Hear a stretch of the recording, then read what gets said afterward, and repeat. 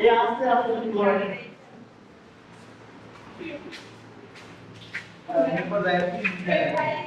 এই মাস আছে কিসের পাস থেকে এক মিনিট ছিল না কি ভাই 5 মিনিট কি টাকা দেয় 1 মিনিট আচ্ছা এইগুলো হয়েছিল তিনটায় 1 বাজলেও দাঁড় করেন 1 বাজ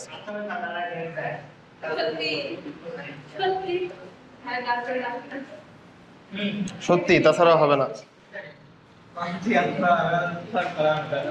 স্টুডেন্টদের এক্সকিউজ শুনলে আর ভালো থাকলে আসলে এগুলো চালানো মুশকিল বুঝছো এক্সকিউজ তো দিবেই ভাই আমার হাতে সমস্যা পায়ে সমস্যা কোমরে সমস্যা যাইতে একটু দেরি হয়েছে একটু একটু হাঁটার পরে ওগুলো শুনলে হবে না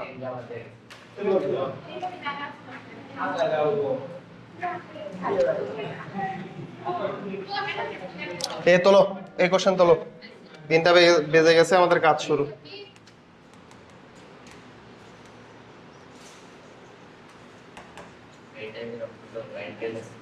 হ্যাঁ 9-10 এ ছিল 9-10-এও আসতো এই টাইপের অঙ্ক এখনো আসে ইন্টারমিডিয়েটেও আসে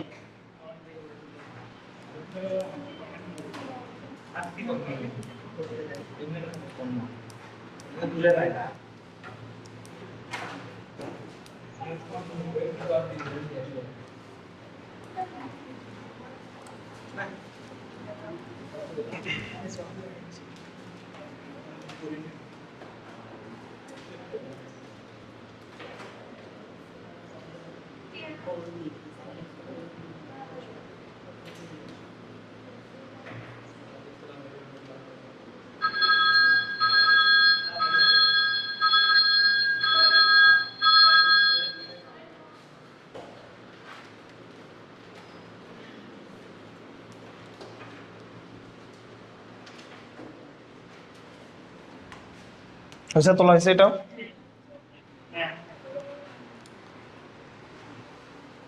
আচ্ছা দেখো এইরকম অঙ্ক অনেকগুলাই করে দিছি আমি এখন করে দেওয়া লাগে দেখে করে দেওয়া মানে খাতায় যেন তোমাদের থাকে এই জন্য করে দেওয়া তাছাড়া SW দিয়ে দিতে পারতাম দেখো আমরা এরকম ভাবে করছি যে 2টা চার্জ দেওয়া ছিল আমরা বলছি যে কোনো একটি চার্জ কোথায় রাখলে কুলম্ব বল শূন্য হবে এই সেই হবে এটা বুঝছো কুলম্ব বলের পরিবর্তন করছে এই তোমরা টাইমের পরে কেন দাঁড়ায়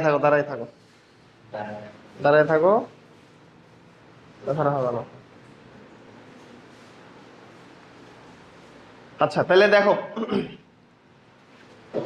আমরা হচ্ছে কি দেখছি যে 2টা চার্জ এইভাবে থাকে কুলম্ব বল কোথায় শূন্য হবে এরকম দেখছি এখানে আলাদা কিছুই না প্রাবল্য মানে হলো কুলম্ব বলের ক্ষেত্রে আমরা কি পড়তাম যে ধরো 2টা চার্জ দেওয়া আছে দুই পাশে আমরা বলতাম 5 কুলম্ব চার্জ সংযোগস্থলের কোথায় রাখলে লব্ধি বল শূন্য হবে লব্ধি কুলম্ব বল শূন্য হবে বা 2 কুলম্ব চার্জ সংযোগস্থলের কোথায় রাখলে লব্ধি কুলম্ব বল শূন্য হবে এইভাবে পড়ছি না আমরা এখানে জাস্ট কিছুই না 5 কুলম্বের জায়গায় এখন আমরা কি চিন্তা করব 1 কুলম্ব প্রাবল্য কয় কুলম্বের উপরে হয় 1 কুলম্বের উপরে একই জিনিস বুঝছো দেখো অনেকে যদি প্রাবল্যের এই সূত্রটা মনে নাও রাখে যদি কুলম্ব বলের সূত্রই বসায় দেয় তাও হবে কেন হবে তুমি বলতে পারো যে কিভাবে হবে ভাই কুলম্ব বলের সূত্র তুমি কি পড়ছো 1/4πε0 Q1 Q2 divided by r square না তুমি কি করবা Q1 বসাবো 10 কুলম্ব Q2 এর মান কত হবে 1 কুলম্ব 1 কুলম্ব বসাই দিলে জাস্ট Q1 থাকে না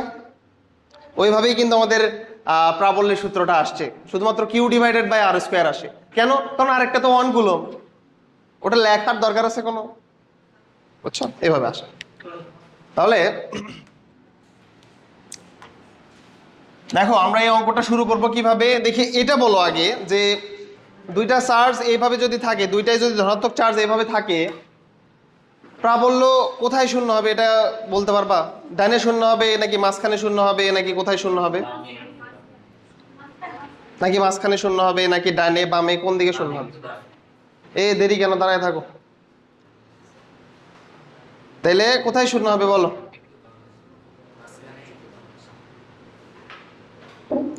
দুইটাই পজিটিভ চার্জ না দুইটাই পজিটিভ চার্জ সমধর্মী চার্জ হইলে কুলম্ব বল কোথায় শূন্য হতো আগে সেটা বলো তো দেখি মাঝখানে সমধর্মী চার্জ হইলে কুলম্ব বল শূন্য হইতো মাঝখানে তো প্রাবল্য তো একই জিনিসই, দুইটাই সমধর্মী চার্জ, তুমি মাঝখানে একটা চার্জ রেখে দিবা, সেটা কত +1 কুলম্ব। তাহলে কোথায় শূন্য হবে? মাঝখানে, বুঝছো? মাঝখানে এখন কোন দিকে সেটা আমার দরকার নেই, আমি জাস্ট জানি হলো মাঝখানে, দুইটার মাঝখানে, এই দুইটা চার্জের মাঝখানে। কোন দিকে? মাঝখানের ডান দিকে বা বাম দিকে এটা হতে পারে, কিন্তু মাঝখানে, বুঝছো? তো আমরা কি করবো, আমরা ধরে নিব, বসো বসো সবাই বসো, আমরা ধরে নিব যে কোনো একটা চার্জ থেকে x মিটার দূরত্বে মাঝখানে যেহেতু আমরা ধরে নিলাম সাপোজ এই জায়গাতে আমরা 1 কুলম্ব চার্জ রাখবো। এই জায়গাতে 1 কুলম্ব চার্জ রাখলে লব্ধি প্রাবল্য শূন্য হবে, এটা আমরা ধরে নিব।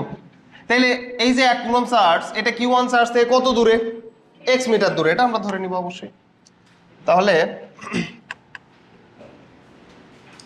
কোন কালার? সাদা কালার, এটা ব্যবহার করি। নতুন সদস্য আসছে, দাঁড়ায় থাকো, দাঁড়ায়।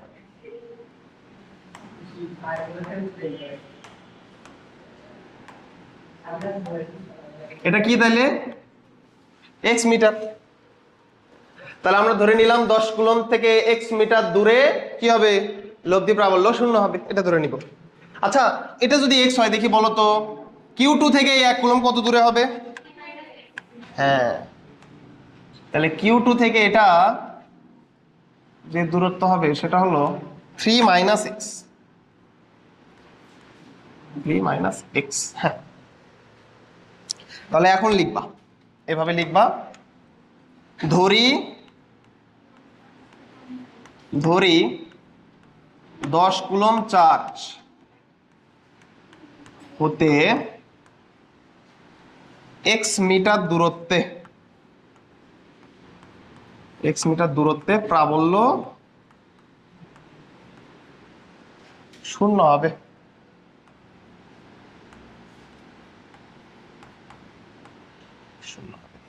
আচ্ছা, প্রাবল্য কেন শূন্য হবে ওটা কি দেখাইতে হবে? দিক দেখাই দিতে হবে। দেখো একটু বলি, এটা 10 কুলম্ব, এটা 1 কুলম্ব। তোমাদের একটা প্রবলেম হয়, দিক দেখানোতে তোমাদের প্রবলেম হয়, তোমরা বোঝো না যে আসলে দিক কিভাবে দেখাইতে হয়, এখানে তোমাদের একটা প্রবলেম হয়।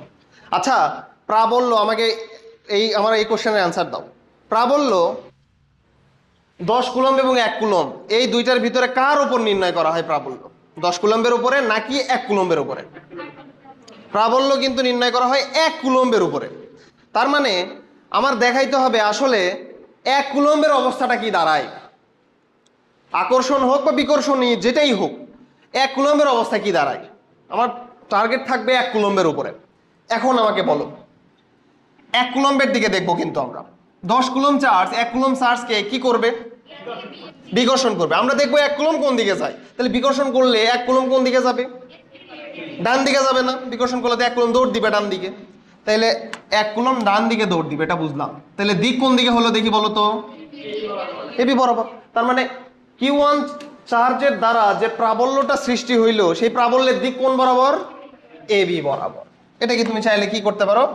EA দ্বারা প্রকাশ করতে পারো, EA।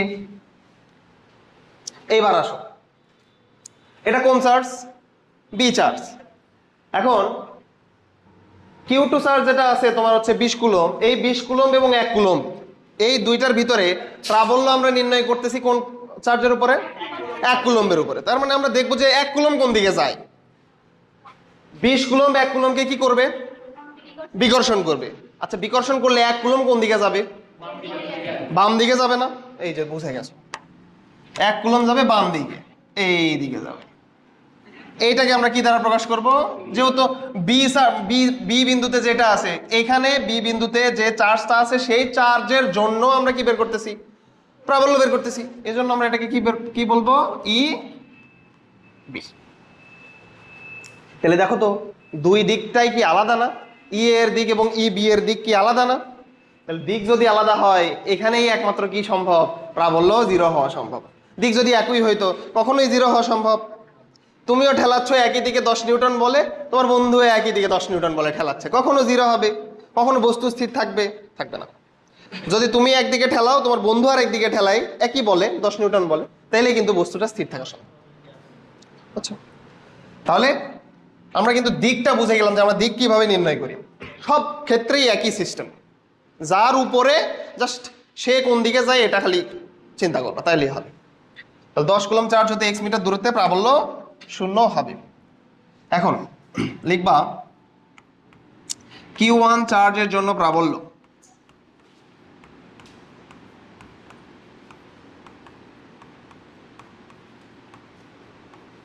Q1 চার্জের জন্য প্রাবল্য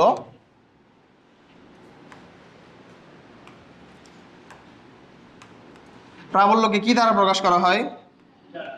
E1 সমান সমান, এটা তো বায়ু বা শূন্য মাধ্যম, কিছু বলা নাই মানে শূন্য মাধ্যম, তাহলে কি হবে CQ ডিভাইডেড বাই কত আর স্কয়ার, এখানে CQ1 যেহেতু Q1 এর জন্য ডিভাইডেড বাই আর স্কয়ার। অতএব E1 সমান সমান সিটাকে এভাবে রেখে দিবা। Q1 এর মান কত দেখো তো 10 না, তাহলে 10 গুণ C মানে কত 10C ডিভাইডেড বাই আর, আর মানে কি এই যে 1 কুলম্ব আর Q1 এর মধ্যবর্তী দূরত্ব কত সেটা x, তাহলে ডিভাইডেড বাই x স্কয়ার। আচ্ছা এর দিক কোন দিক বরাবর? অবশ্যই কিন্তু দিক উল্লেখ করে দিতে হবে, কারণ এটা প্রাবল্য একটা ভেক্টর রাশি, ভেক্টর রাশির কি করতে হয় দিক উল্লেখ করে দিতে হয়। তাহলে এর দিক হবে AB বরাবর,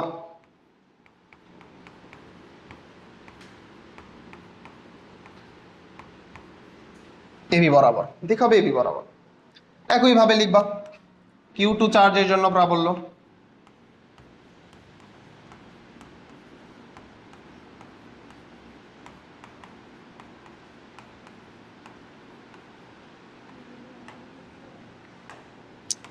Q2 চার্জের জন্য প্রাবল্য কি হবে E2 সমান সমান C Q2 ডিভাইডেড বাই কত আর স্কয়ার। তাহলে E2 সমান সমান C ওই রকমই থাকলো। আচ্ছা এর মান কত Q2 এর মান কত দেখি বলো 20 না, তাহলে 20 গুণ C তার মানে কত C 20C। আর এর মান কত দেখো এটা ছিল x, তার মানে এটা কত 3 - x, আগেই বের করে নিছি, চিত্রতেই কিন্তু বের করে নিছি। তোমাদের খুবই সুবিধা হবে যদি আগেই চিত্রতে সবকিছু করে নাও, এবং এটা দেখেই তোমার টিচার বুঝে যাবে যে না তুমি আসলে অঙ্ক ঠিক করতেছো। এখানে ভুল করলে অবশ্যই তোমার অঙ্ক ভুল যাবে, আর এখানে ঠিক করলেই বুঝে যাবে যে না এর অঙ্ক ঠিকই আছে, আর দেখবেই না জাস্ট অ্যান্সারটা দেখবে তখন। কথা বুঝছো? এতগুলো খাতা সব ইয়েতেই বুঝছো, বোর্ডের পরীক্ষায় দেখবা, বোর্ডের পরীক্ষায় অনেকের নাম্বার কম বেশি হয়, হয়তো ভালো পরীক্ষা দিচ্ছে তবুও নাম্বার কম আসে। বোর্ডের পরীক্ষার উপরে আসলে কোনো ভরসা নাই, এটা সত্য কথাই। বোর্ডের পরীক্ষার কারণ কার কাছে খাতা যাবে কিভাবে যাবে এটি, তো সবচেয়ে ভালো হলো যে টিচারের কাছেই খাতা যাক, সব টিচারই কিন্তু চিত্র পছন্দ করে, এটা একটা কমন জিনিস। কিছু কমন জিনিস আছে যেটা সব টিচারই পছন্দ করে, যেমন পয়েন্ট করে লেখা, একটু তোমার হচ্ছে point step by step point করে লেখা, এটা পছন্দ করে। আবার হচ্ছে যদি তুমি চিত্রের মাধ্যমে ফুটাই তুলতে পারো এটা পছন্দ করে। কারণ কেন পছন্দ করে দেখি বলো তো?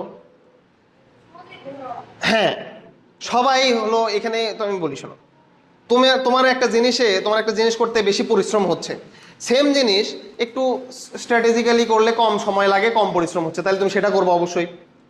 এখন উনি খাতা কাটতেছে, তুমি তো ওনাকে খাটাই নিতে চাও, দেখা যাচ্ছে খালি লিখতেছো কোনো আসল পয়েন্টই নাই, খালি বারবার খাটাই নিচ্ছ, তখন ওনার রাগ উঠে যাবে। একটা কোশ্চেনে তুমি নাম্বার পাও কিসের জন্য? নাম্বার পাও হলো মেইন পয়েন্টের জন্য। কথা বুঝছো? ধরো গ নাম্বারের একটা কোশ্চেন, তো গ নাম্বারের কোশ্চেনের কিছু কোর লাইন থাকে যেটা করলেই কিন্তু অ্যান্সার হয়ে যায়, তো টিচার করবে কি আগে ওটা খুঁজে যদি দেখা যাচ্ছে যে খুঁজতেছে প্রথমে এক পেজ পড়ছে, তাও তুমি ওই লাইন লেখো নাই, আসল লাইনটাই লেখো নাই, পুরা 1.5 পেজ পড়া শেষ তাও লেখো নাই, তখন নাম্বার ওই যে 3-এর ভিতরে 1 দিবে বা 0 দিবে।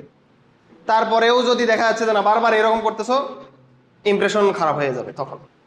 আর দেখা যাচ্ছে যে না তুমি অত ইয়ে করো নাই, টিচারকে কোনোভাবেই খাটায় নাও নাই, তুমি চিত্রের মাধ্যমে সুন্দর করে ফুটাই তুলছো, দেখো এই চিত্র দেখার সাথে সাথে ও বুঝে যাবে, টিচার বুঝে যাবে যে না ঠিক করছে, তার মানে খাটা লাগলো কম, একটা খাতা কাটতে খাটা লাগতেছে কম, তখন তোমার উপরে এমনি ওনার ইয়ে চলে আসবে, বুঝছো? তখন নাম্বার অটোমেটিক দেখবা যে অন্য একটা জায়গায় হয়তো খারাপভাবে অ্যান্সার করছে, একটু নাম্বার কম পাওয়ার মতো, তবুও ওখানে বেশি দিয়ে দিচ্ছে এরকম।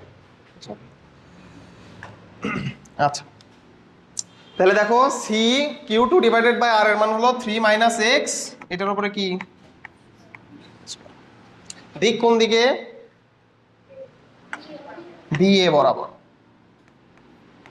দিক হলো বি এ বরাবর, দিক হলো বি এ বরাবর। তো দেখো তো বলতে দিয়েছে যে সংযোগস্থলে কোথায় প্রাবল্য শূন্য হবে। এইরকম যদি হয় E1 আর E2 যদি সমান হয়, দেখো তো দুইটা কি বিপরীত দিকে না, দুইটা বিপরীত দিকে, বিপরীত দিকে আবার যদি সমান হয়ে যায় তাইলে কি সম্ভব, প্রাবল্য 0 হওয়া সম্ভব। কথা কি বুঝছো? দুইটা বিপরীত দিকে আবার মানও সমান, যেরকম এই যে বস্তু, তুমি 10 নিউটন বলে ঠেলাচ্ছ, তোমার বন্ধু 10 নিউটন বলে ঠেলাচ্ছে, বস্তু কোথাও যাবে? তাহলে কি অবশ্যই লব্ধি বল শূন্য দেখেই তো কোথাও যাবে না। এই কেসটা হলো এরকম, এখানে প্রাবল্য বিপরীত দিকে প্রাবল্য, দুইটার দিক আলাদা আলাদা, মান যদি একমাত্র সমান হয়ে যায় তখনই কি হয়ে যাবে, লব্ধি প্রাবল্য শূন্য হয়ে যাবে। তাহলে দেখো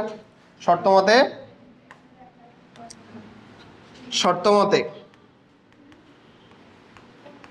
কি হবে, E1 সমান সমান E2, E1 সমান সমান E2, E1 এর মানটা বসায় দাও 10c divided by x square. তোমাদের অনেকের মনে প্রশ্ন ছিল হয়তো যে ভাই সি এর মানটা বসাইলেন না, কেন বসাইনি জানো? সি কেটে যাবে, সি কেটে যাবে, 3 মাইনাস এক্স তারপরে কি হোল স্কোয়ার, এই যে সি কেটে গেল। দেখো এটাও যে দ্বিঘাত সমীকরণের মাধ্যমে সলভ করা যায়, আরেকটা উপায় আছে, এই যে 3 মাইনাস এক্স এটাকে এই পাশে লিখবা, নিচে এক্স এটাকে এই পাশে লিখবা। দেখো তো এটার উপরেও স্কোয়ার এটার উপরেও স্কোয়ার, তো দুইটাকে একত্রে এইভাবে স্কোয়ার লেখা যায় না? এটা লেখা যায় কিনা? অবশ্যই লেখা যায়। এই পাশে ছিল 20, তুমি চাচ্ছ এটা কি 10 না, তুমি এটাকে এই পাশে নিয়ে আসছিলা, তাহলে 10 এই পাশে চলে যাবে না? 10 চলে আসবে এই পাশে। তাহলে এটা কাটাকাটি করলে কত আসে? একবারে লিখে দিলাম, কাটাকাটি করলে কত আসে? 2 আসে না? কাটাকাটি করলে আসে 2। দেখো এটা 20 এটা 10, নিচে চলে আসলে কত হয়ে যায়? কাটাকাটি করলে 2 হয়ে যায় না? এটা তোলো, এতটুকু তোলো। আচ্ছা এখন ওইখান থেকে আমরা একটু এখানে চলে আসি। এই যে 3 minus x divided by x সমান সমান, এটা ছিল হচ্ছে 2, এই স্কোয়ারটা ওই পাশে চলে গেলে কি হয়ে যাবে? √2 হয়ে যাবে। √2 যারা যারা করবা তাদের অঙ্ক শেষ। প্লাস মাইনাস √2, এটা অনেকে বুঝবা না যে কেন প্লাস মাইনাস, আমি একটু বুঝাই। দেখো ধরো এক্স স্কোয়ার সমান সমান 1, এটা একটু ভালোভাবে বোঝো। অনেকেই বোঝে না যে রুট দিচ্ছি কেন প্লাস মাইনাস দিব, আগে তো দেইনি, যখন 6-7 পড়ছি তখন তো দেওয়া লাগেনি, এখন কেন দেওয়া লাগতেছে? দেখো তখনও দিছো এক্স স্কোয়ার সমান সমান 1, এখানে এক্স এর কয়টা মান আছে? এক্স স্কোয়ার আমরা কিন্তু জানতাম যে যেটা চলকের ঘাত যত হয় অ্যান্সার হয় ততগুলা। এক্স এর ঘাত কত? 2, তার মানে অ্যান্সার কয়টা? 2টা। এক্স এর এখানে একটা মান হলো, এই যে রুট প্লাস মাইনাস এভাবে রুট নিয়ে আসা লাগে, এক্স এর একটা মান আসে হলো +1, এক্স এর আরেকটা মান কত আসে? -1। দেখো কিভাবে +1 আর -1 কে আমরা সিম্পলিফাই করতে পারি। তুমি এখানে এক্স এর মান 1 বসাও, তাহলে 1 এর উপরে স্কোয়ার মানে 1। এক্স এর মান তুমি এখানে -1 বসাও, -1 এর উপরে স্কোয়ার মানে কত? 1। তার মানে এক্স এর দুইটা মান দ্বারাই কি হচ্ছে? এটা সিদ্ধ হচ্ছে না? তাইলে অবশ্যই এখানে স্কোয়ার যদি ওই পাশে চলে যায় তাহলে কি হবে? প্লাস মাইনাস রুট হয়ে যাবে, কারণ আমার তো মান তো দুইটা বের হওয়া লাগবে। তুমি যদি জাস্ট √2 দাও তাহলে তোমার মান বের হবে একটা, এক্স এর মান কি একটা, ঘাত তো আছে 2, তার মানে 2টা হবে। দেখো প্লাস মাইনাস √2, প্লাস মাইনাস, এরপর লিখবা প্লাস হইলে মাইনাস হইলে। প্লাস হলে কি হবে? 3 মাইনাস এক্স সমান সমান কত হবে? √2x। ওই এক্স ওই পাশে চলে গেলে এক্স এর মান বের হবে, একেবারে করে দিলাম 3 ডিভাইডেড বাই 1 প্লাস √2, এটা হবে না? দেখো একেবারে এটা করছি, একটু এক লাইন স্কিপ করছি।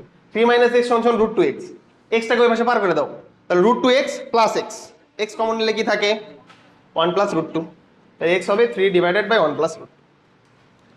মাইনাস হলে 3 মাইনাস এক্স সমান সমান কি হবে মাইনাস √2x। তাহলে 3 সমান সমান দেখো এই এক্সটা ওই পাশে চলে গেলে প্লাস হয়ে যাবে, তখন এক্স কমন নিলে কি আসে দেখো তো 1 মাইনাস √2 আসে না, এক্সটা ওই পাশে চলে গেল, এক্স কমন না, তাহলে 1 মাইনাস √2 আসে। তাহলে এক্স এর মান কত আসবে এখানে 3 ডিভাইডেড বাই 1 মাইনাস √2। এখান থেকে একটা অ্যান্সার বেরোবে, এখান থেকে একটা অ্যান্সার বেরোবে, দেখো কত আসে।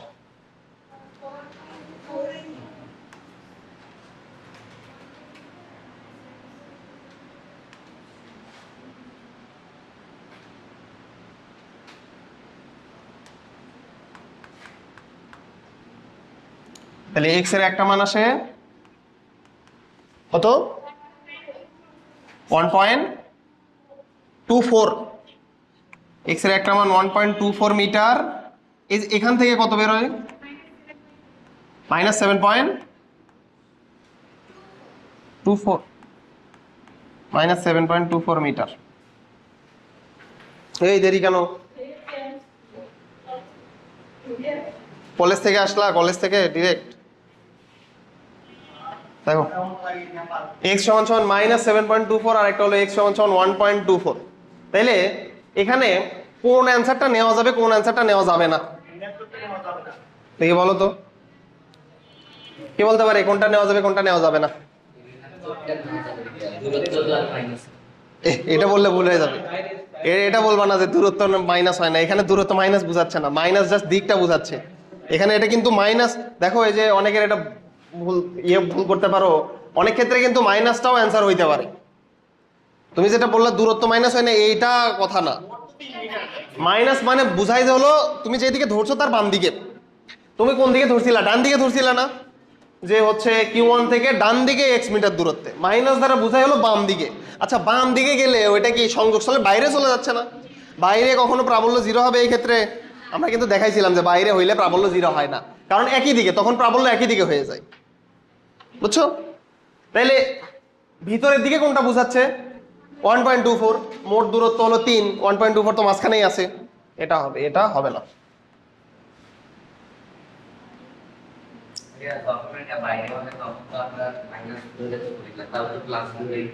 কোনটা? তখন আমরা প্লাস ধরেই করি, তখন আমাদের অ্যান্সারটাও দুইটা আসে, তখন আমাদের অ্যান্সার দুইটা আসে, একটা প্লাস আসবে একটা মাইনাস আসবে। তখন যে মাইনাসটা আছে তখনকার মাইনাস বোঝাই হলো মাঝখানের দিকে, মাঝখানের দিকে কি হবে তখন না।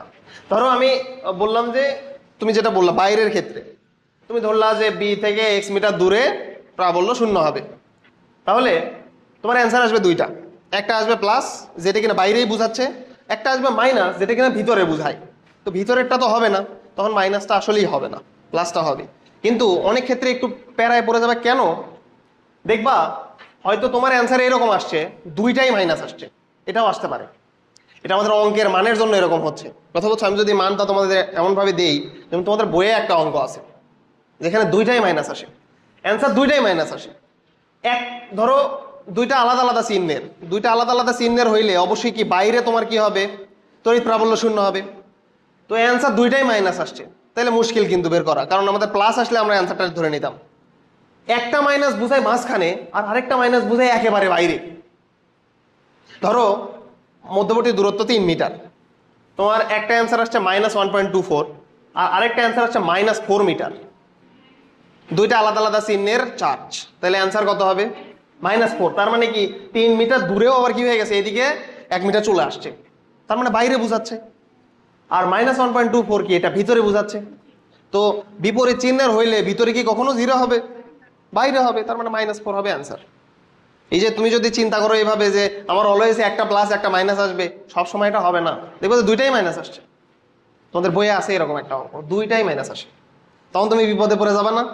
তুমি সবসময় যদি চিন্তা করো যে না আমার অ্যান্সার প্লাসটাই নিব মাইনাস নিব না, তখন তুমি বিপদে পড়বা, কারণ অ্যান্সার দুইটাই মাইনাস আসবে, তখন তুমি কি করবা, বুঝছো? তাহলে x সমান সমান 1.24 মিটার, তাহলে কি লিখবা এখন যে এ বিন্দু থেকে 1.24 মিটার দূরে কি হবে, লব্ধি প্রাবল্য শূন্য হবে। দেখো এ বিন্দু হতে 1.24 মিটার দূরে প্রাবল্য শূন্য হবে। এগুলার দিকে একটু বেশি সময় নিয়ে করাচ্ছি, কারণ এগুলো কিন্তু পরীক্ষায় আসবে। তোমাদের প্রথম দিকের পরীক্ষা এগুলো অন্তত আসবে। ধরো তোমার হচ্ছে ইয়ার ফাইনালে এগুলো পাবা, ইয়ার ফাইনাল এক্সামে এগুলোই দেবে। প্রাবল্যের যে চিহ্ন আছে সেটা যদি বিপরীত হয় তাহলে তো আমরা যেটা আবার কিসের প্রাবল্য? প্রাবল্যের হচ্ছে একই দিকে তাহলে এটা জিরো হবে কিভাবে, এটা তো বুঝাইলাম, 4-5 বার করে বুঝাইছি, তাও যদি না বোঝো মুশকিল। হয়েছে? এটা তোলা হয়েছে? এটা আগেরটা। পরের কোশ্চেন তোলো।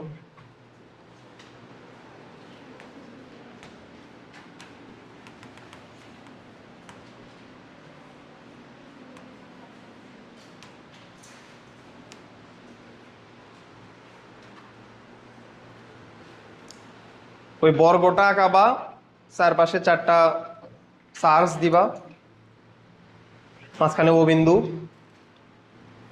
কোশ্চেন লিখবা বর্গের কর্ণের মধ্যবিন্দুতে প্রাবল্য নির্ণয় করো।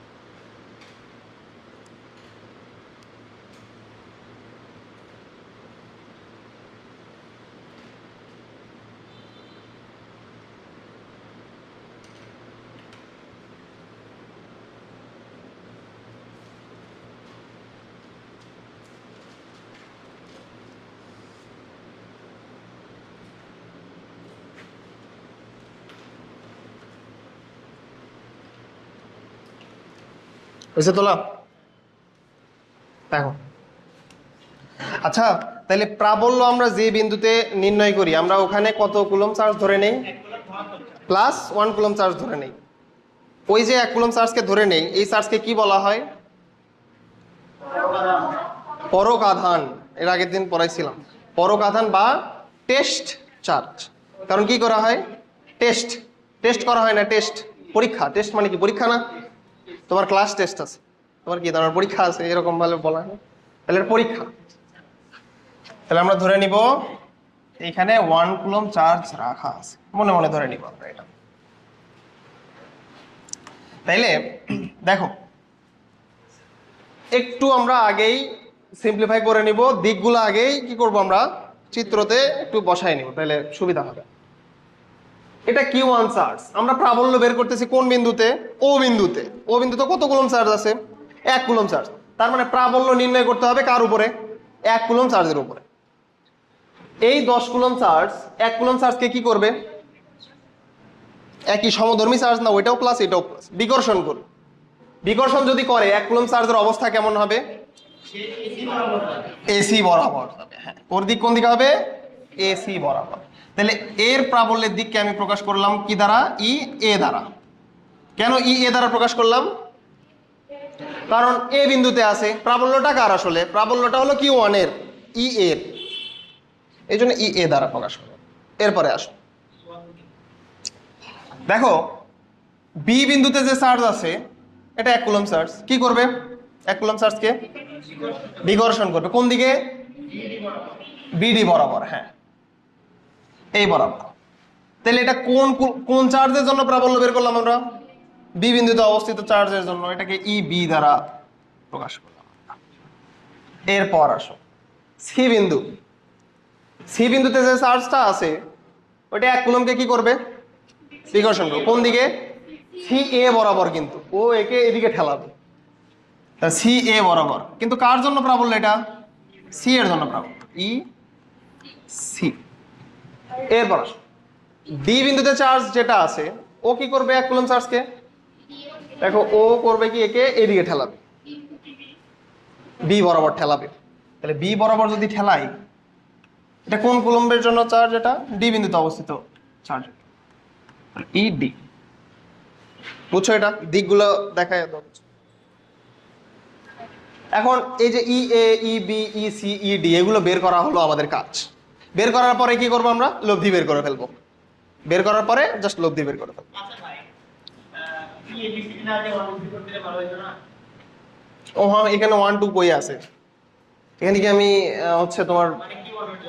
Q1 এর জন্য E1 বা এটে একই কথা। এখানে তো এ বিন্দু আছে আর এখানে Q1, সমস্যা তো না। তোমার হিসাবের সুবিধার্থে তুমি যেভাবে হিসাব করতে কমফোর্ট ফিল করো সেটা দিয়ে নিবা, কোনো প্রবলেম নাই, এগুলার জন্য কোনো প্রবলেম নেই।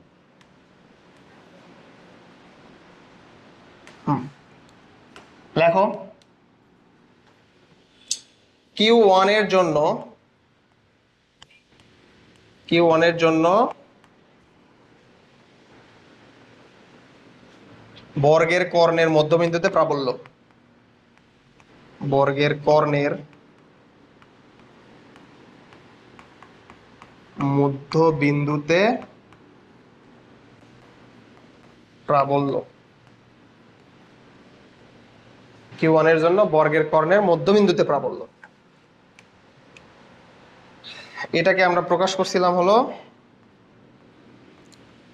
ই এ দ্বারা প্রকাশ করছিলাম। তো ই এ লেখো, সমস্যা নেই। ই এ সমান সমান সি। কত চার্জের জন্য এটা? 10 কুলম্ব চার্জের জন্য। আচ্ছা, সি ইন্টু Q1 লিখে নেই, ডিভাইডেড বাই আর স্কোয়ার, পরে এটা ইয়ে করতেছি। ই এ সমান সমান তাইলে দাঁড়ায়, দেখো তোমরা চাইলে এটাকে আগে 10C হিসেবেই রেখে দিতে পারো, তাহলেই সুবিধা হবে। পরবর্তীতে হিসাব নিকাশ করলাম আমরা, এটাও করা যেতে পারে। তাহলে এটা 10C ডিভাইডেড বাই কত আসে? মধ্যবর্তী দূরত্ব কত এটা কে বলতে পারবে? দূরত্ব তো আমার বের করা লাগবে। দূরত্ব কত?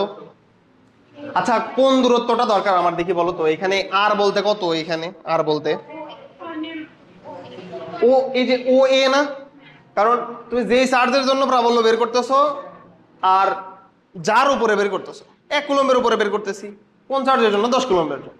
তাহলে এদের মধ্যবর্তী দূরত্ব কত? এতটুকু না? এটা হলো কর্ণের অর্ধেক। তাহলে কর্ণ কতটুকু কে বলতে পারে? বর্গের কর্ণ নির্ণয়ের সূত্র হলো √2a, √2a। তাহলে √2 ইন্টু এ কত? 3, তার মানে কত? 3√2। 3√2 তার অর্ধেক, তার মানে কত? 3√2 ডিভাইডেড বাই কত? 3√2 ডিভাইডেড বাই 2 বা 3 ডিভাইড বাই 2√2। 3 ডিভাইড বাই কত? 2√2 কেন হবে? তুমি কি বললা জানো? 3√2 ডিভাইডেড বাই 2 না? তাহলে এখানে √2 আছে দুইটা, 3 ডিভাইডেড বাই √2 এটা বলতে পারো তো, এটা বলতে পারো। আচ্ছা, তাইলে এই যে কর্ণটা তুমি অন্য জায়গায় বের করে নিতে পারো। এখানে নট নেসেসারি কর্ণের দৈর্ঘ্য বের করা দেখাইতে হবে, এটা তুমি এমনিই বের করছো, মনে মনে বের করে এখানে বসাই দিলেও কোনো সমস্যা নেই। তাহলে এটা কত বের হয়েছে বলো? 3√2 ডিভাইডেড বাই কত? 2, এইটার উপরে স্কোয়ার। ই এ সমান সমান তাহলে কত বের হয়? তাহলে 9 4 9 36, উপরে হলো 4, 9 10 বাই 9 সি, এটা এরকম আসে দেখো তো।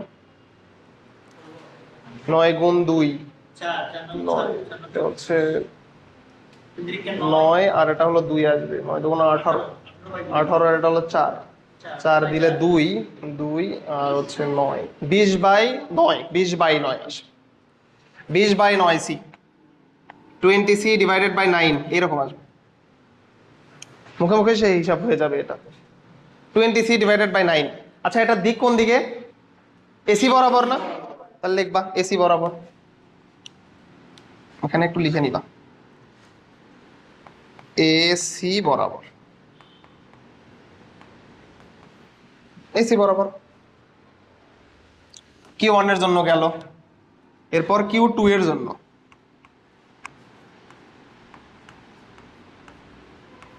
Q2 এর জন্য বর্গের কর্ণের মধ্যবিন্দুতে প্রাপ্ত।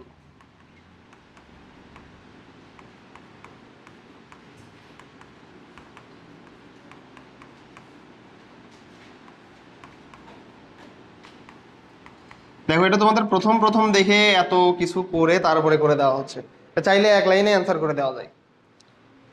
এক লাইনে দেখো এটা একদিকে এটা একদিকে, এই দুটার লব্ধি বের করবা, এই দুটার লব্ধি বের করবা, তারপরে এখান থেকে একটা বের হইলো, এখান থেকে একটা, ওই দুইটার মিলে লব্ধি বের করবা, তাইলে তো হয়ে যায়।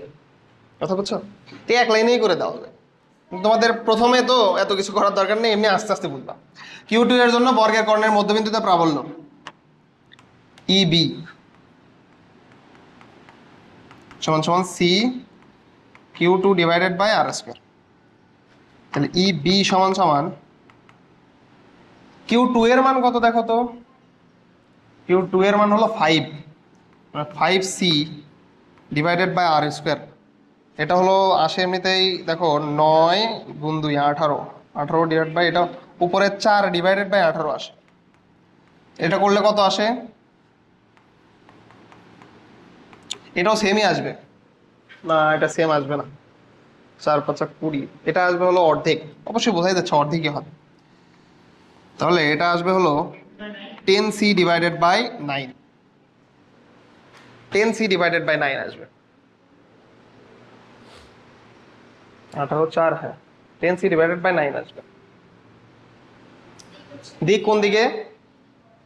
দিক হলো বিডি বরাবর।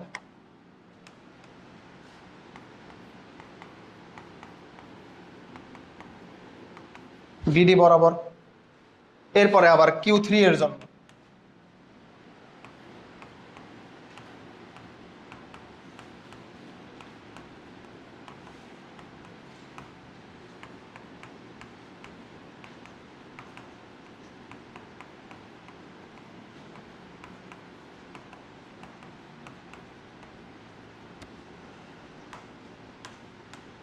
Q3 এর জন্য পাওয়া হলো EC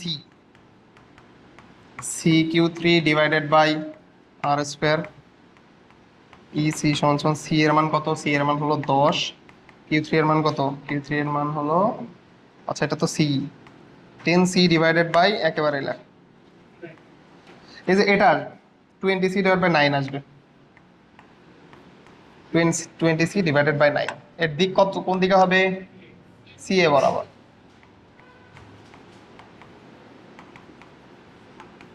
CA বরাবর একেবারে ক্যালকুলেশন করলে দেখো এটাই একই, সেম জিনিস না এটার সাথে ওইটা, আরও সেম। Q3 এর মান 10, তার মানে ওইটাই আসবে, 20C ডিভাইড বাই 9 আসবে।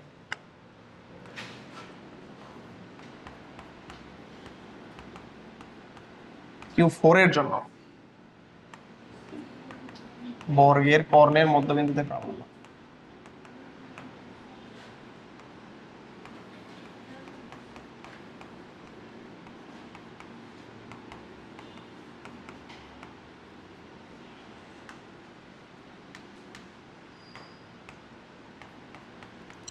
E4 সমান সমান C Q4 divided by R square. E4 সমান সমান এটা কত? 8, তাই না? এটা হলো 8, তাহলে এটা 8C ডিভাইডেড বাই, এটাই বুঝতেইছো, 4 যাবে উপরে আর হলো 18 যাবে নিচে, তাহলে 2 আর 2 16 ডিভাইডেড বাই 9। E4 সমান সমান আসে হলো 16C ডিভাইডেড বাই 9। দিক কত, দিক কোন দিকে হবে বলো? দিক কোন দিকে? E4, এই হচ্ছে তোমার E4 কেন লিখছে এটা? ED, এটা ED হবে, তো বলবা না লেখার সময় সবগুলা একই রকম করে অন্যটা 4 লিখছি, ED। তাহলে ED কোন বরাবর? DB বরাবর না? DB বরাবর, DB বরাবর। ই ফোর মানে ই ডি যেটা আছে ওটা কি ডিবি বরাবর। দেখো এটা 10, এটা 10, এটা 10, এটা 10, চারটায় যদি 10 দেওয়া থাকতো কে বলতে পারে মধ্যবিন্দুতে প্রাবল্য কত হইতো? 0 হইতো। কিভাবে বুঝলা 0 হইতো? দেখো 10, এগুলো সবগুলো দিক দেখো তো, একটা আর একটার বিপরীতে না, এটার বিপরীতে এটা, এটার বিপরীতে এটা, সবগুলোর মান সেম দেওয়া মানে প্রাবল্য কি হয়ে যাবে সেম। এটার প্রাবল্য যেটা হবে এটার প্রাবল্য সেটা হবে, এটার প্রাবল্য যেটা হবে ওইটারও প্রাবল্য। তাহলে মান সমান আবার দিক বিপরীত, তাহলে দুইটা কেটে যাবে না, কিছু থাকবে? এটার মান সমান এটার মান সমান, তাহলে দিক বিপরীত কি দুটাই কেটে যাবে, কিছুই থাকবে না। কিন্তু তোমার একেবারে মধ্যবিন্দুতে প্রাবল্য হয়ে যাবে 0।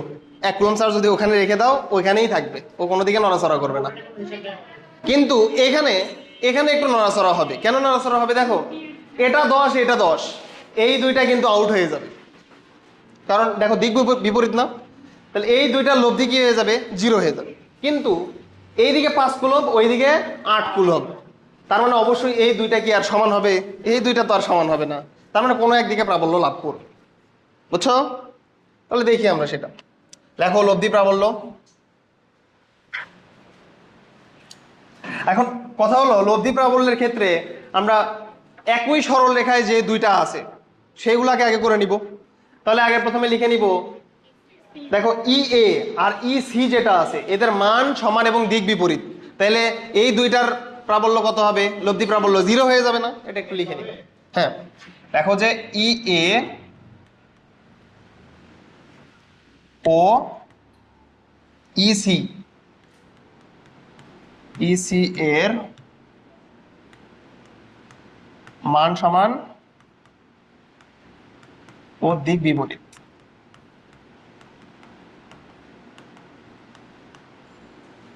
অতএব এদের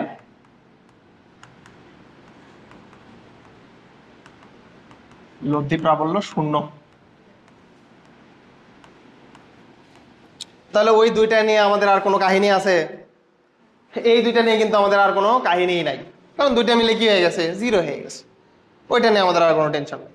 কারণ টেনশন আমাদের কি নিয়ে? ইবি আর ইডি নিয়ে। দেখো তো ইবি বড় নাকি ইডি বড়?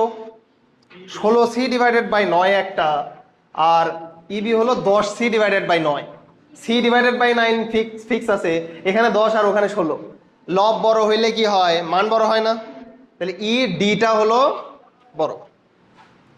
ইবি এবং ইডি এর মধ্যে ইডি বড়। এখন দেখি বলো, দুইটা বিপরীত দিকে, ইডি বড় ইবি এর থেকে, তাইলে লব্ধি প্রাবল্য কোন দিকে হবে? ডি থেকে বি এর দিকে, মানে হলো ইডি এর দিকে। মানে এটা কেমন? ধরো তুমি ওইকে ইবি এর মান যত ছোট এইভাবে ধরো, ইবি হলো 5 নিউটন আর ইডি এর মান যত বড় তুমি এটাকে ধরো সাপোজ 10 নিউটন, তাহলে কোন দিকে যাবে?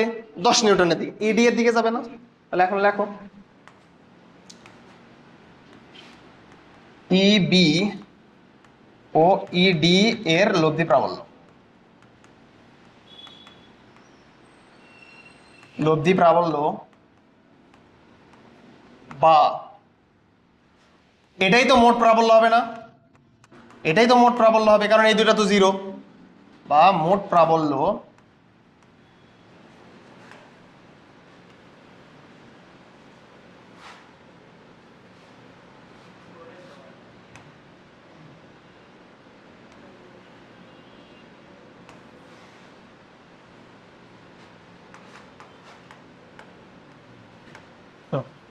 বা মোট প্রাবল্য ই সমান সমান কারটা বড়? ইডি এরটা বড়, তাহলে ইডি থেকে কি বাদ যাবে? ইবি বাদ যাবে। ইডি এর মান কত? 16c ডিভাইড বাই 9, তাহলে সিটা কমন নিয়ে নিব পরে, এইভাবে সিটা এভাবে কমন নিয়ে নিব।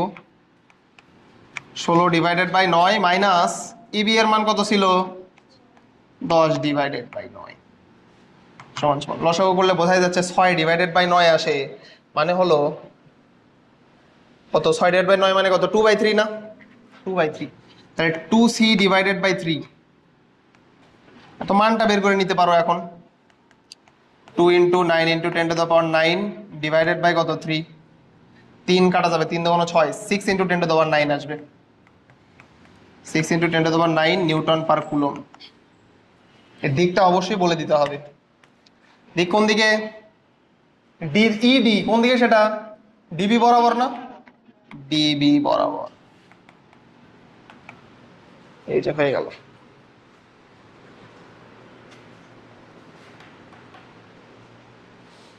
ডিবি বরাবর। তোমাদের অঙ্ক সহজ করে দেওয়ার জন্য আমি দুইটা করে দিছি, তোমার দুইটা মিলে কি হয়ে গেছে? 0 হয়ে গেছে। তোমাদের এটা কিন্তু নাও থাকতে পারে, চারটাতে চারটা আলাদা আলাদা চার্জ থাকতে পারে, তখন কিন্তু আলাদাভাবে হিসাব নিকাশ করতে হবে।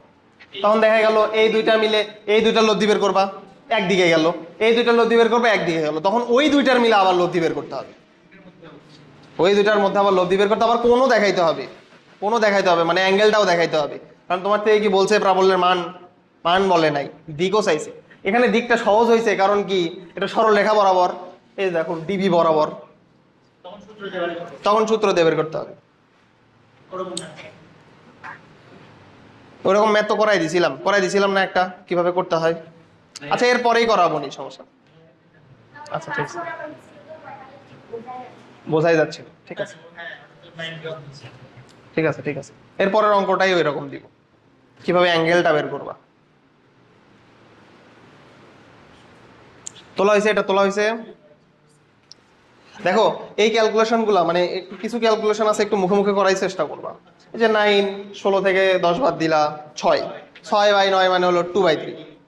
সি এর মান বসায় দাও, 9 × 10⁹। 3 দিয়ে কাটলে হয় 3, 3 দুগুণ 6, তাহলে কত আনসার? 6 × 10⁻। এই জিনিসগুলো হেল্প করবে পরে, ব্যাপক হেল্প করবে।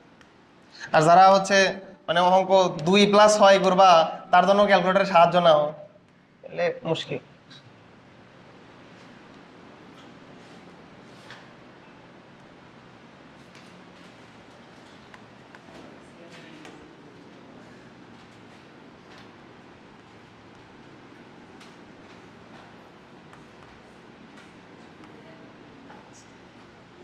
ABC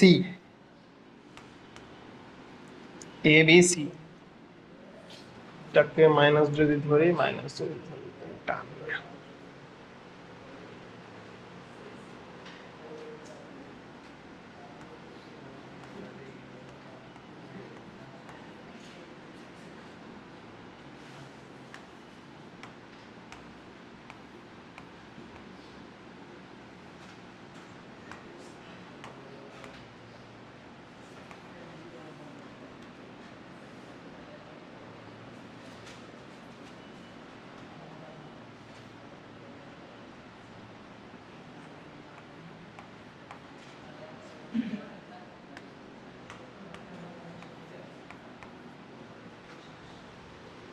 বি বিন্দুতে Q1 আছে -20 কুলম্ব, সি বিন্দুতে Q2 আছে 10 coulomb.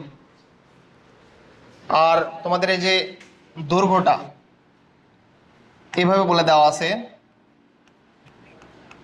AB = BC = CA = 3 metre, এটা বলে দেওয়া আছে। তাহলে বুঝতেছো এটা কোন ধরনের ত্রিভুজ? তিনটাই সমান, তিনটা বাহুই সমান, সমবাহু ত্রিভুজ। তোমাকে বলা হচ্ছে এ বিন্দুতে প্রাবল্য নির্ণয় করো। কোশ্চেন হলো এরকম, এ বিন্দুতে প্রাবল্য নির্ণয় করো, লব্ধি প্রাবল্য নির্ণয় করে।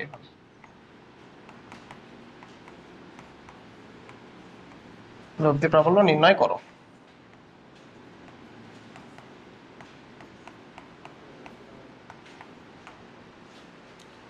এ বিন্দুতে লব্ধি প্রাবল্য নির্ণয় করো।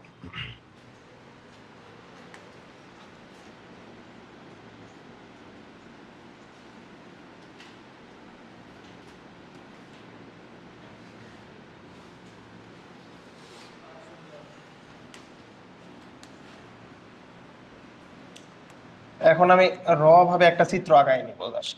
দেখো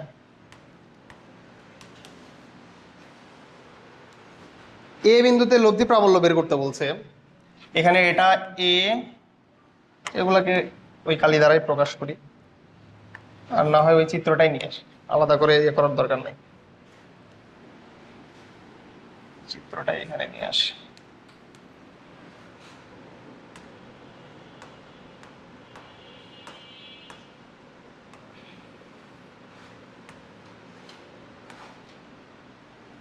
দেখো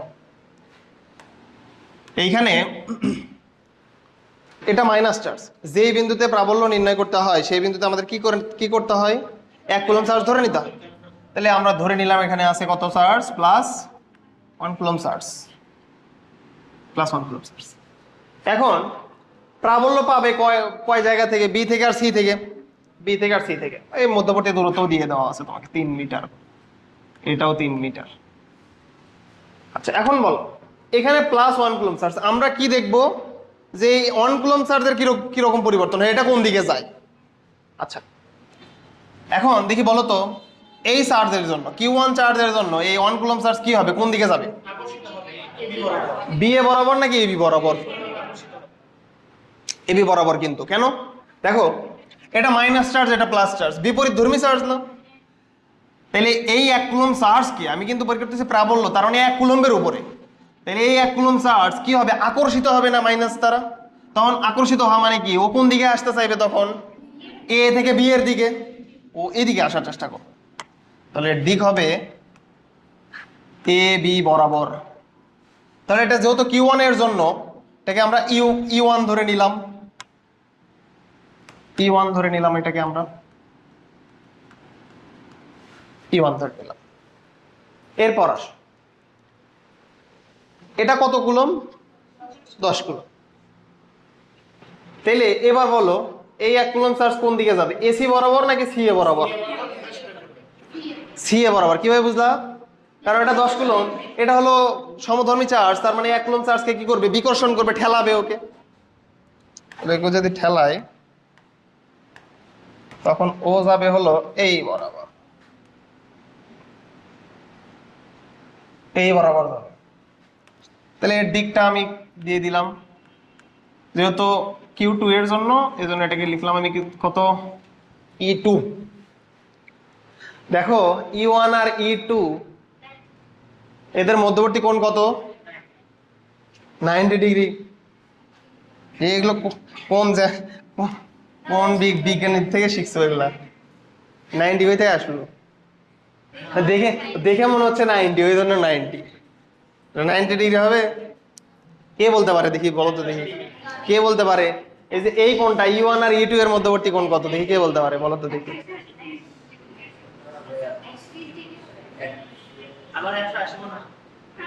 আচ্ছা দেখো কয়েকটা অপশন দিই, এটা ভুল করা মানে তোমার অঙ্ক ভুল হয়ে যাবে, কথা বুঝছো, এটা ভুল করা মানে তোমার অঙ্ক ভুল হয়ে যাবে যদি অ্যাঙ্গেলটা নির্ণয় করতে না পারো E1 আর E2 এর মধ্যে। 90 ডিগ্রি, 120 ডিগ্রি, 150 ডিগ্রি, আর হলো 180 ডিগ্রি। সবাই 120 নাকি কারো দ্বিমত আছে, কারো দ্বিমত নাই, আচ্ছা তাহলে ঠিকই আছে 100। দেখো কারণ এটা হলো সমবাহু ত্রিভুজ ভাই, সমবাহু ত্রিভুজের প্রত্যেকটা কোণই 60 ডিগ্রি করে, তাহলে এটা হলো 60 ডিগ্রি, পুরাটা কত দেখো তো, পুরাটা 180 ডিগ্রি না, তাহলে 180 থেকে এই 60 বাদ দিলে এটা কত থাকবে, এটা হলো 60, এটা হলো 60, এই পুরাটা হলো 180, তাহলে 180 থেকে তুমি যদি 60 বাদ দাও এতটুকু কত হবে, 120 ডিগ্রি, 120 ডিগ্রি। তো এখন আমাদের হিসাব নিকাশ শুরু করে দিব। লেখো Q1 এর জন্য এ বিন্দুতে প্রাবল্য, Q1 এর জন্য এ বিন্দুতে প্রাবল্য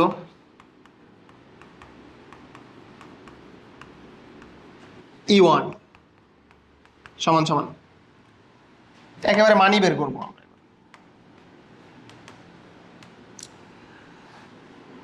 একটু অন্য কালি দিয়ে, E1 সমান সমান C Q1 divided by R square. তো C এর মান, হ্যাঁ ডিরেক্ট মান বসাই দিবা, 9 × 10⁹, এটার মান হলো 20 ডিভাইডেড বাই R এর মান কত, R এর মান 9, R এর মান 3, তার উপরে স্কোয়ার।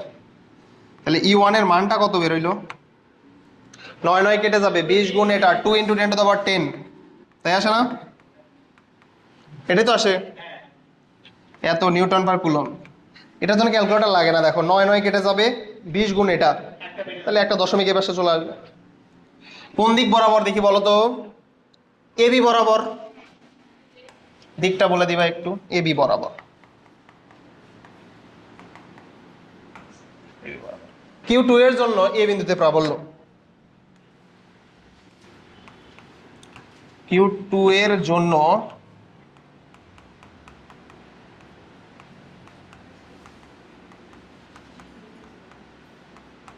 Q2 এর জন্য এ বিন্দুতে প্রাবল্য E2 সমান সমান CQ2 divided by R square, 9 into 10 to the power 9। Q2 এর মান হলো 10 divided by R square, R এর মান হলো 3 এর উপর স্কয়ার, 1 ইন্টু 10 টু দ্য পাওয়ার 10, এত নিউটন পার কুলম। কোন দিক বরাবর? এটা CA বরাবর, CA বরাবর। কয়টায় গেছি? CA বরাবর। এখন এই দুইটার আবার কি করতে হবে? লব্ধি বের করতে হবে। তাহলে লেখো E1 ও E2 এর লব্ধি।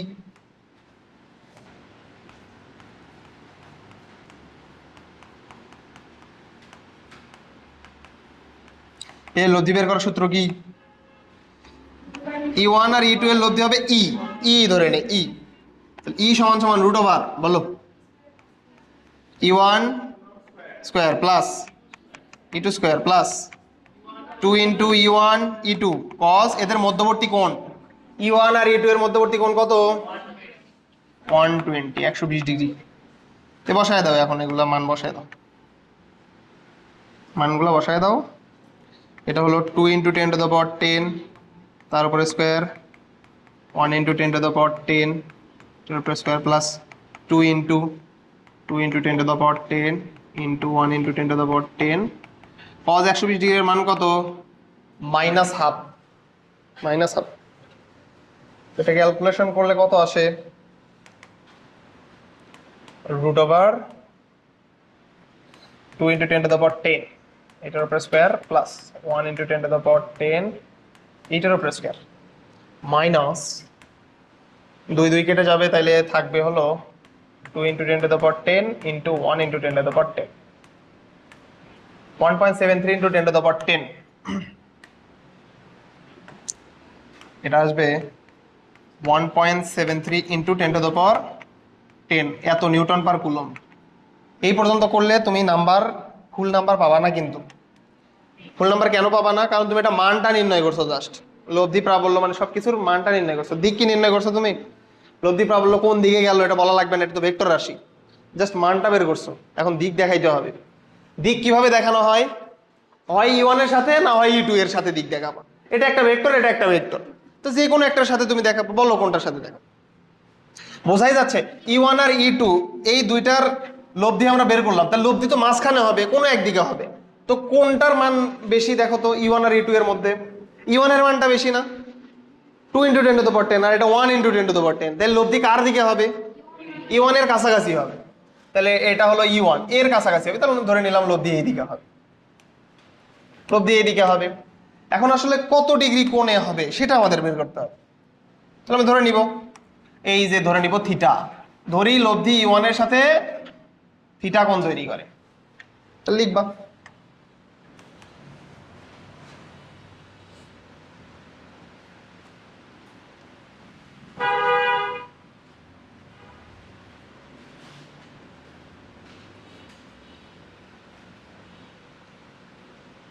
এটাই করা যাচ্ছে। দেখো, ধরি লব্ধি E1 এর সাথে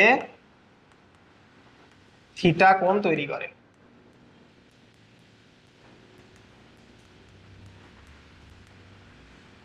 অতএব থিটা সমান সমান tan ইনভার্স, এক লাইনে লিখবো আমরা, থিটা সমান সমান tan ইনভার্স।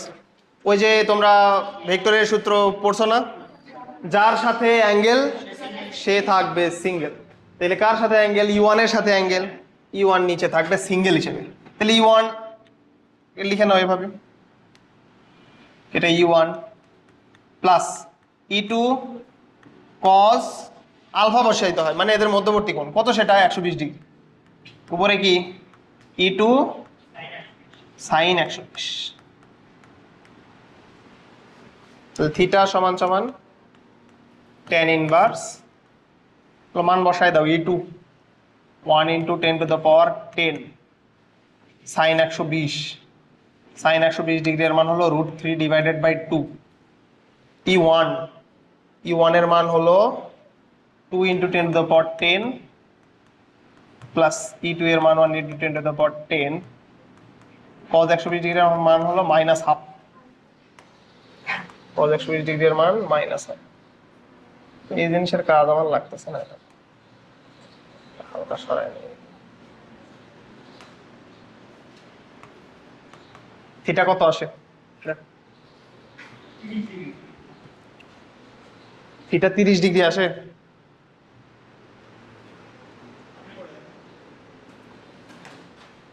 আসতে পারে অবশ্য। tan ইনভার্স উপরে হলো 1 × 10⁻10, আমি একবারে ডিরেক্ট সাইনই বসাই দিলাম, sin 120। নিচে e1 মানে হলো 2 × 10⁻10 প্লাস 1 × 10⁻10 cos কত এটা 120। একেবারে সুন্দর অ্যান্সার আসছে, 30 ডিগ্রি। ভালো অ্যান্সার আসছে। তাহলে লব্ধি e1 এর সাথে কত কোণ তৈরি করে? 30 ডিগ্রি। কেউ যদি e2 এর সাথে বের করতে, তাহলে তোমার অ্যান্সার আসতো 60 ডিগ্রি। 60 ডিগ্রি আসতো না? না 60 ডিগ্রি আসতো না, 90 ডিগ্রি আসতো, কারণ 120 মেলা লাগবে না।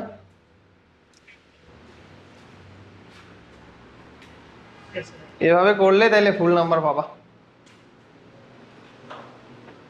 তাহলে এখানে অ্যান্সার হিসেবে দুইটা কাউন্ট হবে অ্যান্সার, একটা হলো এই যে কোণ, আর আরেকটা হলো এই যে এটার মান।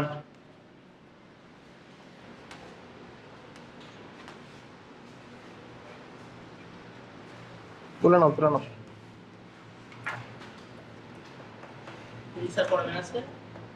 না এই পর্যন্ত।